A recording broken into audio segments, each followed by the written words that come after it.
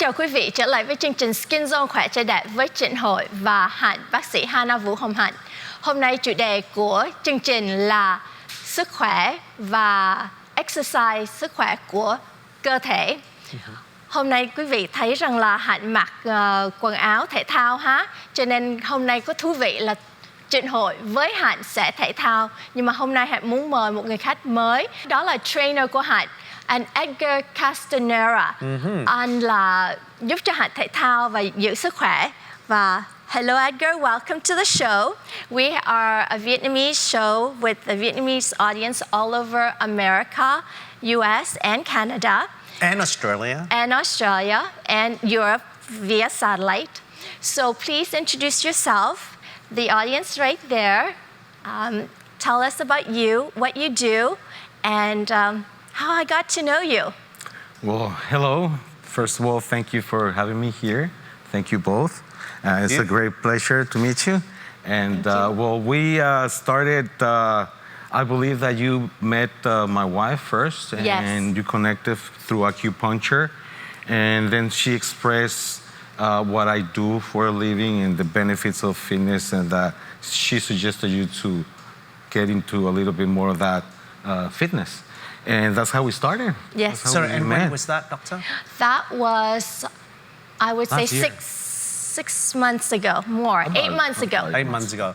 Vâng, thưa quý vị, lời đầu tiên Trịnh Hội xin kính chào tất cả mọi người đã đến với chương trình Khỏe Trai Đẹp hôm nay.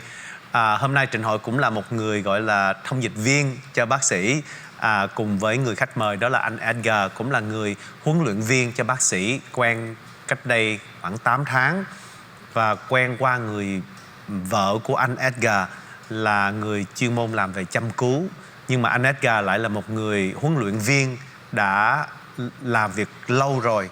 Đó là lý do bác sĩ muốn mời anh đến đây, phải không bác sĩ? Dạ vâng, chia sẻ kinh nghiệm của anh, tại vì anh có cái philosophy rất là hay. Như vậy thì mời bác sĩ tiếp lời. Yes, Edgar, please tell us about your background, your training, and how you got into the business of training. Yeah, and how your muscles got so big. Yeah. Well, I started when I was 15 years of age. I started lifting weights because at that time, I wanted to start playing football, American football. And that requires a lot of strength. And my coaches told me, you want to be strong, you want to be successful playing football, you got to go hit the gym, hit the weights. And that's what I did. And I started and I fell in love with it. I discovered all the benefits of weightlifting. And the first one, and one of the biggest concerns of my mother was that I was going to stay short because I was 15. I was very, very young. And so I did my research and I investigated that weightlifting actually develops the bone structure. So it makes you actually taller and stronger. Oh, wow. So that's one of the myths, huh? Let me translate that right away. And Edgar, là anh trong cái hoàn cảnh nào mà anh đã đến với cái công việc làm huấn luyện viên, thì anh nói rằng là bởi vì lúc nhỏ anh khoảng 15 tuổi thì anh muốn chơi football Mỹ, mà chơi football Mỹ thì cần phải rất là nhiều sức, thành thử là anh bắt đầu anh đi gym, và anh sau đó thì anh đã học được rất là nhiều những cái lợi ích từ việc đi tập gym. Đầu tiên đó là anh nói rằng mẹ ảnh ngày xưa lại sợ ảnh là khi mà ảnh mới 15 tuổi mà đi tập gym thì có nghĩa là ảnh sợ ảnh bị lùn. Nhưng mà nó không phải như vậy. Khoa học đã chứng minh cho thấy rằng là nếu như mà mình tập thể thao lúc mà mình vẫn còn ở trong tuổi 15-16 tuổi mà tập thể thao nó đầy đủ đó, thì nó giúp cho mình cao hơn chứ không có thấp hơn như là một số người Việt Nam mình tưởng rằng là mình sợ mình tập hồi còn trẻ mà tập vậy là mình sẽ bị lùn. Không phải vậy, mà nếu có nhiều tập được nhiều muscles, mặc dù lúc đó mình vẫn đang lớn, thì nó lại sẽ làm cho mình cao hơn. Can I just ask you one question right away? Yes. The myth is that if you exercise when you were still young, it will stunt your growth. It's a myth. Yes. That's a myth. It's false. So what you're saying is when you exercise, with your muscles growing, your bones will grow too. Absolutely. How? Well, there's more density growth in the bone. Okay. Grows stronger. Why? And it develops. It's just simply because of the nature of the exercise. Weightlifting, it promotes growth in the bone structure. Since Not you just start- muscles. Not just muscles. I But see. obviously, it's not going to be like you're going to grow so much Understand. taller. It's just when you're young. But it's yeah. not gonna stop you. No, absolutely I not. see. Anh nói đúng, chắc chắn một điều đó là một cái gọi là cái sự hiểu lầm của mọi người. Nó là một cái myth, là một cái điều mà người ta không hiểu rõ. Khi tập thể dục, thể thao, mình tập thì không những cái muscles của mình nó lớn ra mà xương của mình nó cũng sẽ dài hơn.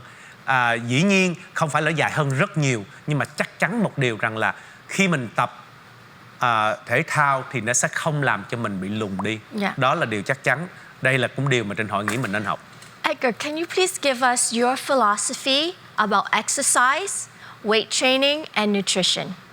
Okay, well, that's a little bit broad. It's kind So take it in steps. And Let's we'll start with exercise. I believe that we are physical beings. We have to continuously exercise. In the old times, we needed to hunt, harvest, and work very hard physically For our food. for our food, for our feed. And now we just open up a can or a bag, go to the store, order very, very, very easy. So it's our job to stay active, to burn calories, and also through sweating, you expel toxins and poisons out of your body. It is extremely Okay, important let to us do that. translate that. Ok. Bác sĩ muốn hỏi với ảnh rằng là ảnh có một cái châm ngôn nào, một cái sự hiểu biết nào mà ảnh muốn chia sẻ về vấn đề exercise, về vấn đề tập thể dục thể thao hay không? Thì ảnh nói là khi mà mình tập thể dục thể thao đó thì bởi vì trong cuộc sống của mình bây giờ nó khác đi ngày xưa rất là nhiều. Có nghĩa là con người mình ở thời tiền sử đó là phải làm việc rất là nhiều, rất là cật lực thì mới tìm được đủ thức ăn cho mình, phải không ạ? Vì vậy con người mình luôn luôn năng động và vì vậy không có bị mập, không bị phì, không bị nhiều bệnh. Còn bây giờ nó rất là dễ, cứ mở một cái tủ lạnh ra hoặc là mở cái gì ra là có sẵn đồ ăn. Vì vậy con người mình đầu tiên là cần phải luôn luôn tập thể dục thể thao để hoạt động. Vì ngoài cái hoạt động con người mình nó khỏe ra thì mình có nhiều mồ hôi thì mồ hôi nó cũng làm thoát đi tất cả những chất độc, nó thải đi những chất độc trong con người của mình. Hi. Yes, good idea.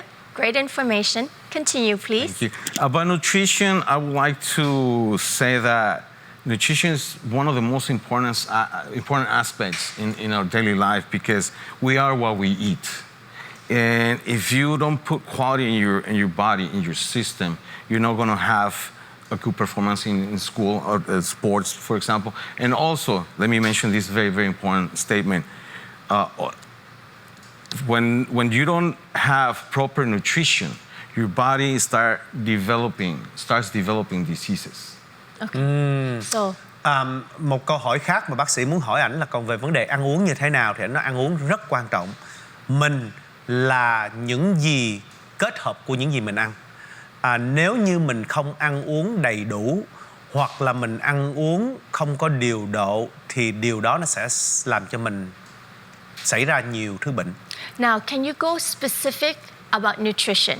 So let's say for female Asian audience, thin bone, thin muscle like me, wanting to stay healthy, what should I eat? How often should I eat? And fluids too, how much should I drink? Okay. Wait, I need to translate that right. Câu hỏi thứ hai cũng quan trọng, đó là bác sĩ muốn hỏi là như vậy thì nói thẳng ra cụ thể một chút thì cần phải ăn gì, đặc biệt là đối với những người phụ nữ Á Châu chẳng hạn, xương nhỏ, người nhỏ thì ăn cái gì để gọi là đầy đủ điều độ, kể cả việc mình uống cái gì. For a female, let's say between 30s and 40s, I would recommend probably anywhere from 20 to 25 grams of protein per meal. Per meal? Per meal. That's, for example, one egg, small, medium, or large, is going to contain anywhere from 7 to 9 grams of protein. So if we require 25 grams of protein, I need to eat 3 eggs. 3 to 4 eggs. Maybe 4 eggs, yes. Every meal. Not every meal. Every morning, I would recommend eggs in every morning. Following meal, probably chicken salad, let's calculate that the butterfly or chicken will be probably butterfly breast of chicken that will contain approximately 40 grams of protein. I see. So we just use And half. how many meals per Use day? half. I would recommend 3 to 4.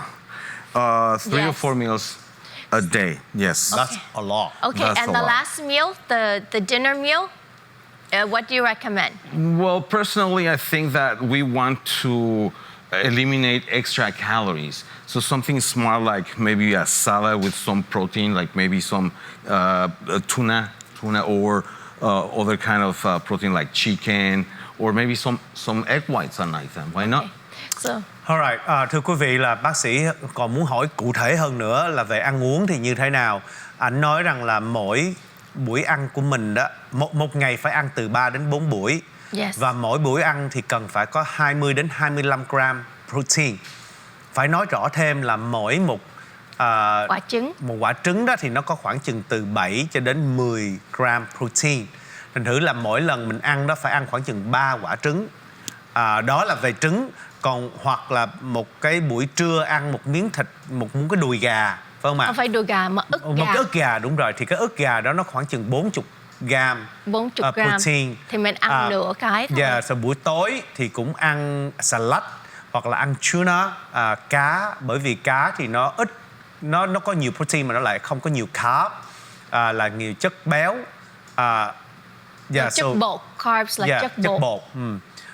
So that's in terms of eating. Yes. Protein. So the reason why I was very specific about eating each meals like that is because there's a trend called fasting, intermittent fasting. And I understand because you've taught me that intermittent fasting is not healthy. Can you tell us what is intermittent fasting and why is it not healthy? And why you advocate 3 to 4 meals a day? Và trong thời gian này, cá nhân Trịnh Hội cũng nghe người trong gia đình nói rằng là nếu mà mình không ăn trong vòng 16 tiếng, có nghĩa là mình chỉ ăn trong vòng 8 tiếng thôi. Ví dụ mình ăn cái lần buổi cuối cùng là 6 giờ chiều thì phải đợi cho tới 6 giờ, khoảng chừng tới 9 giờ sáng, 10 giờ sáng hôm sau hẳn ăn nữa. Thì bác sĩ lại nói rằng là theo lời anh Edgar thì không nên làm như vậy tại nó không tốt cho mình. Thì bác sĩ muốn hỏi là có đúng hay không? Just like Dr. Vu mentioned, there's a trend out there about intermittent fasting. Fasting could be beneficial for the body if it's done right. I strongly don't believe as an athlete that you have to, or you can actually fast for longer than 2-3 days. Other than that, you're actually depleting your body and losing all nutrients. Yeah, but I'm sorry, Edgar. What she meant was intermittent fasting, which is only, I think, 16 hours that you don't eat. Yes, but for how long do they do it? They do it every day? Every day for how long? I don't know. I have no. That is what is wrong. Every day, 16 hours a day, and he doesn't like that. That's what is wrong. As an athlete, you have certain requirement of nutrition. I mentioned protein, but I didn't mention carbohydrates and fats. Carbohydrates is extremely important for the human body for energy. As an athlete, if you don't have the right carbohydrates, you can exercise. Yeah. So anh nói thêm rằng là nó vấn đề là mình sẽ fast, mình sẽ nhịn ăn bao nhiêu lâu. Nếu mà 2-3 ngày luôn mà không ăn thì là có vấn đề thì đúng thật. Nhưng mà đối với cái intermittent fasting có nghĩa là mình chỉ nhịn ăn trong vòng 16 tiếng mỗi ngày á, thì anh nói cũng không đủ nếu mình làm hoài. Phải không ạ? Cũng không Bởi tốt. vì anh nói là thân thể của mình cần không những là protein mà còn cần carbohydrate rồi cần fat nữa, chất mỡ nữa. I'm so sorry but we don't have enough time. So what I'm really interested to know is how can I get as big an arm like yours because mine is very small as you can see. Thưa quý vị, cái điều mà Trịnh Hội muốn hỏi đó không phải như bác sĩ là làm thế nào để mà cái tay của mình nó bự hơn chút xíu, hơn không phải bằng ảnh nhưng mà coi như bằng phân nửa của ảnh, phải không ạ? Xin quý vị đừng rời khỏi màn hình. Sau khi chúng tôi vào phần 2 là chúng tôi sẽ học được cách làm sao để mà có được cái cánh tay bự như ảnh. Vâng, xin quý vị đừng rời khỏi màn hình nhé.